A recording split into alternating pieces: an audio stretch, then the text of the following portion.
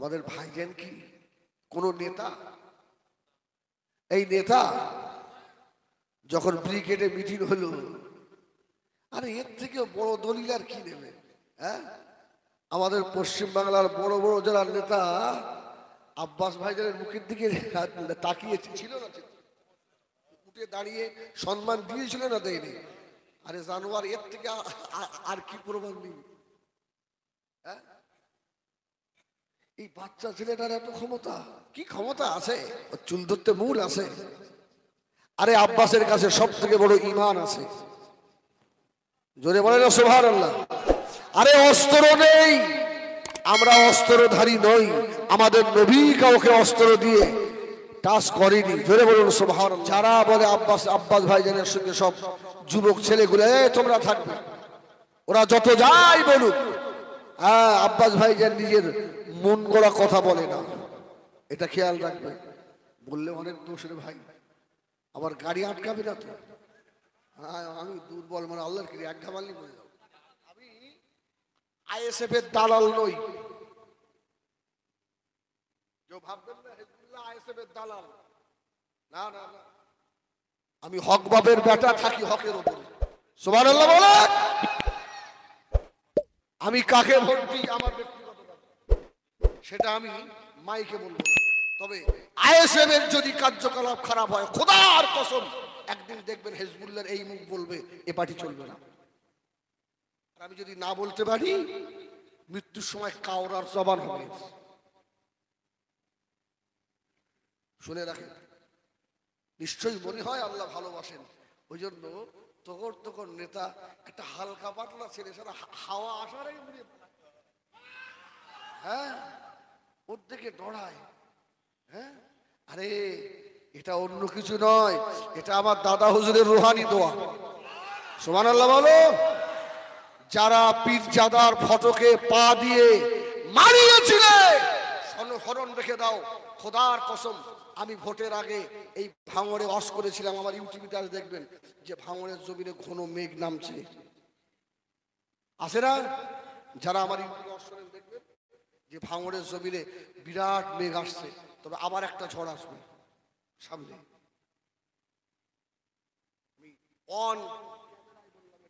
অন্তরের খাতায় লিখে রাখেন। হ্যাঁ, আমার সোনা, শুনে রাখো সোনা মানিকেরা, আল্লাহর ওলিদের রুহানি দোয়া পাওয়া যায়। আল্লাহর ওলিদের বেশি বেশি মাজার জিয়ারত করেন। আল্লাহর ওলি হযরত আব্দুল হক মুহাদ্দিস দেহলভী রাহমাতুল্লাহ আলাইহি কিতাবের নাম আল আখবারুল আখিয়া, ওই কিতাবের ভিতরে লিখেছে আল্লাহর ওলিদের কথা, যে ওলির কথা মাহফিলে আলোচনা হয়, ওই মাহফিলে আল্লাহর রুহানি হালতে হাজিরা দিতে পারে। আমি হিজবুল্লাহ, এটা আমার ঈমান। আজকে তার ওলাদের খুন, তার খুন এই খড়গাছি আসছে। আমি দাদা হুজুরের নাম বারবার নিচ্ছি, এটা আমার ঈমান। আমার মুজাদ্দিদ জামান রুহানি হালতে হাজিরা মনে হয় দিয়ে রেখেছে।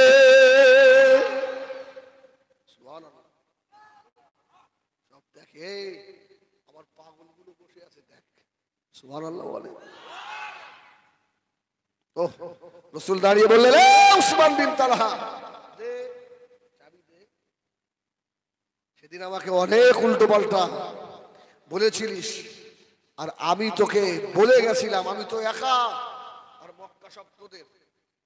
এখন একা না, একা না, ভাষা বুঝতে পারেন না নাকি?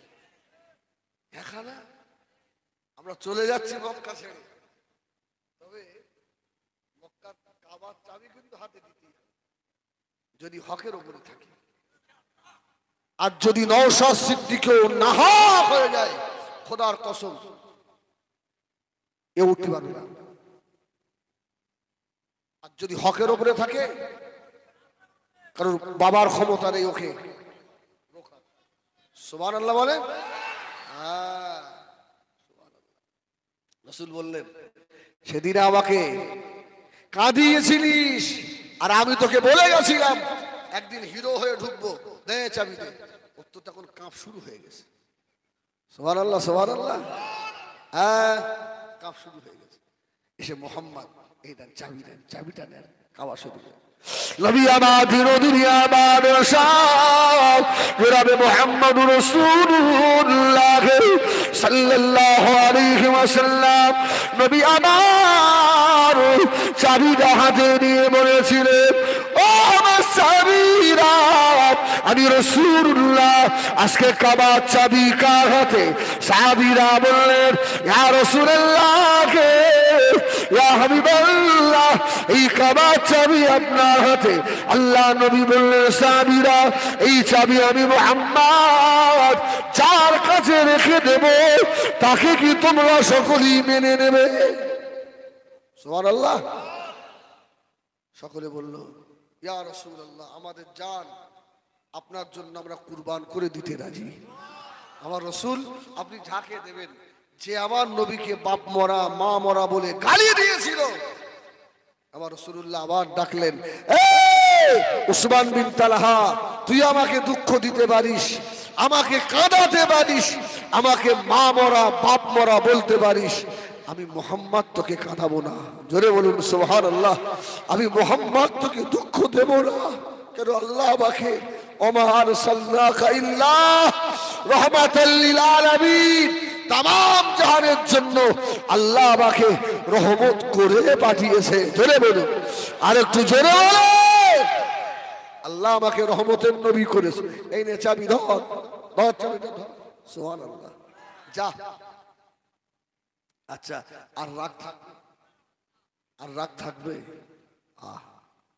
যারা আমাদেরকে মেরেছে, গালি দিয়েছে, তাড়িয়েছে, তোমরা যদি এখন আসো আমার নবী পাকের দিকে তাকিয়ে, তোমাদেরকে আমরা ভাই বলে মেনে নিতে রাজি, তবে মুনাফিককে নেব না।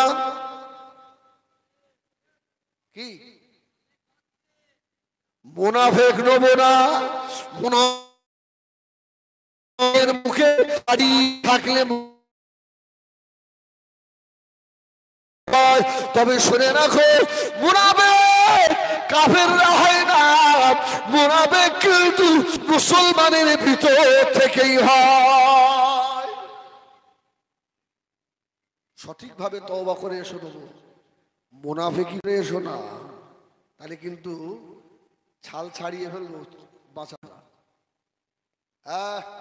রাসূলুল্লাহ উহুদের যুদ্ধে যাচ্ছে, আব্দুল্লাহ ইবনে উবাই ইবনে সুলুল, রাসূলুল্লাহ জানের দুশমন, রাসূল 1000 সৈন্য নিয়ে যাচ্ছিলেন। আরে শয়তান দাড়ি টুপি জুব্বা পাগড়ি সব নিয়ে 300 সাহাবীর কানে কানে বলল, যাসনি? আবু সুফিয়ান কত লোক নিয়ে আসছে জানিস? সব শেষ হয়ে যাবি। আমার রাসূলুল্লাহ পেছন দিকে তাকিয়ে দেখে সাহাবীর সংখ্যা কম। কি হলো? ইয়া রাসূলুল্লাহ, আব্দুল্লাহ ইবনে উবাই ইবনে সুলুল মুনাফিকদের লিডার, সরদার,